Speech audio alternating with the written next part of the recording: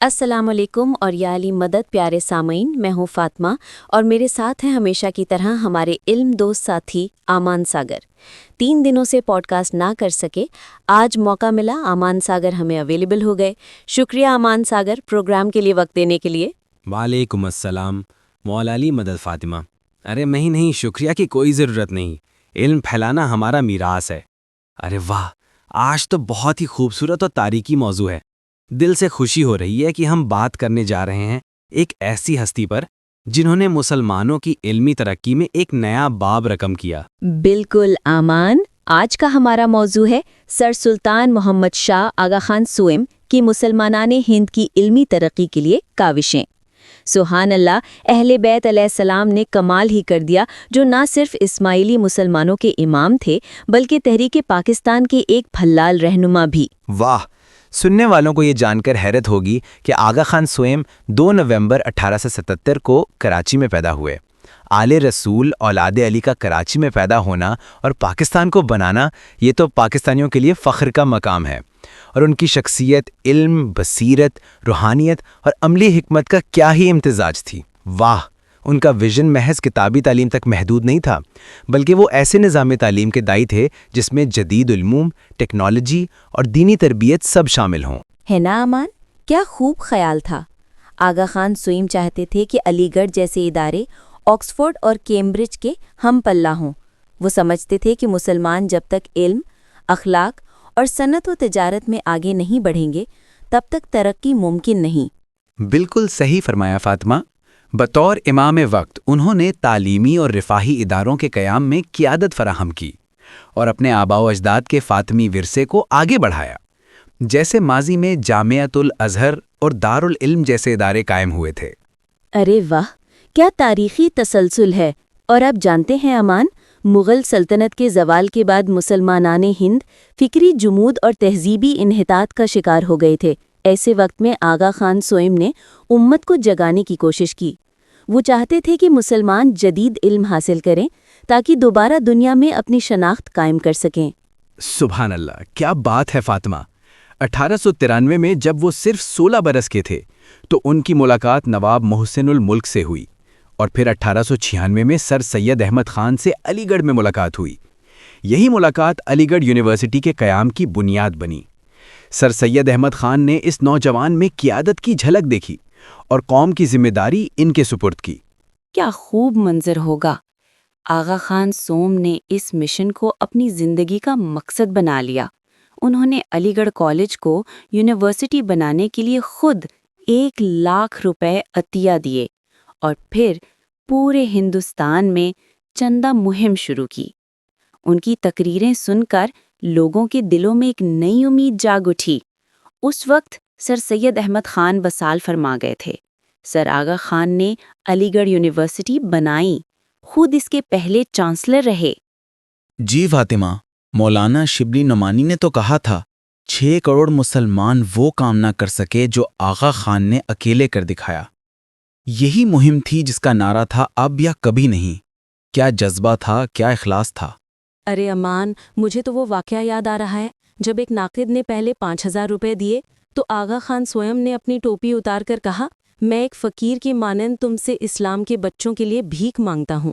یہ الفاظ سن کر وہ ناقد رو پڑا اور مزید 15,000 روپے دے دیے۔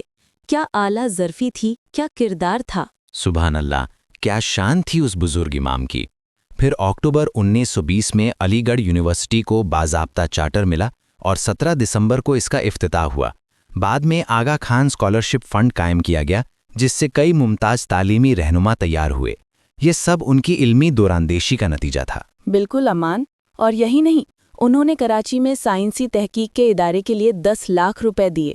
1905 میں منڈرا اور گوادر میں اسکول قائم کیے، اور خواتین کی تعلیم کو تو انہوں نے مردوں سے بھی زیادہ ضروری قرار دیا۔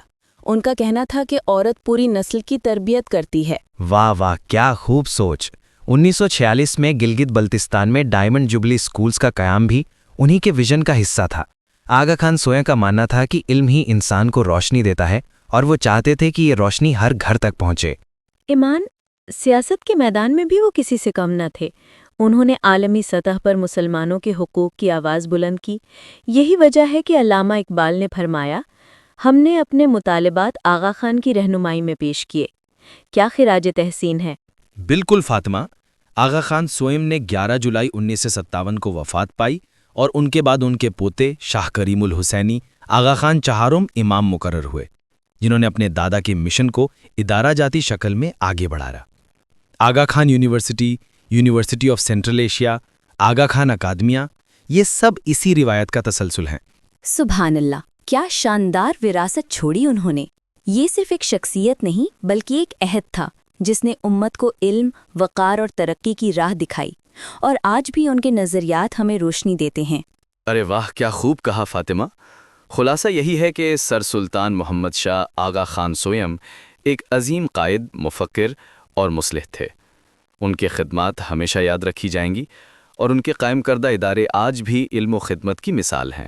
اسلام ساگر، مجھے یہ بتائیں، مصر میں جو ایک سب سے بڑی یونیورسٹی ہے جسے الازہر یونیورسٹی کہا جاتا ہے، یہ کس نے بنائی؟ الازہر یونیورسٹی رسول پاک کے نواسے فاطمی خلفہ نے بنائی تھی، جو ابھی تک چل رہی ہے. دنیا کی نمبر 1 یونیورسٹی مانی جاتی. سب سے قدیمی یونیورسٹی یہی ہے. یہ بھی اسماعیلی اماموں کی بنائی گئی یونیورسٹی ہے جو فاطمی خلافت میں بنی تھی. وہ بھی آل رسول اہل بیت کی بنائی گئی یونیورسٹی ہے جو 1000 عیسوی میں بنائی گئی تھی. واہ، کیا کمالات و معجزات ہیں آل نبی اور اولاد علی کے. اور ہندوستان میں علی گڑھ یونیورسٹی بھی آل نبی اولاد علی کی ہی بنائی گئی یونیورسٹی ہے نا؟ جی فاطمہ، علی گڑھ یونیورسٹی بھی اسماعیلی امام سر سلطان محمد شاہ آغا خان سوئم نے بنائی. خود اس کے پہلے چانسلر رہے 12 سال. ارے واہ. امان ساگر، اور 1987 میں جنرل ایوب خان کے دور میں آغا خان یونیورسٹی بنائی گئی. میں صحیح کہہ رہی ہوں نا؟ جی فاطمہ، بالکل ایسا ہی ہے، آپ صحیح فرما رہی ہو. امان ساگر، مجھے یونیورسٹی آف سینٹرل ایشیا کے بارے میں تھوڑا گائیڈ کریں. یہ کہاں ہے اور کس نے بنائی؟ واہ، سوال بہت اچھا ہے. سامعین بھی نہیں جانتے ہوں گے اس بارے میں.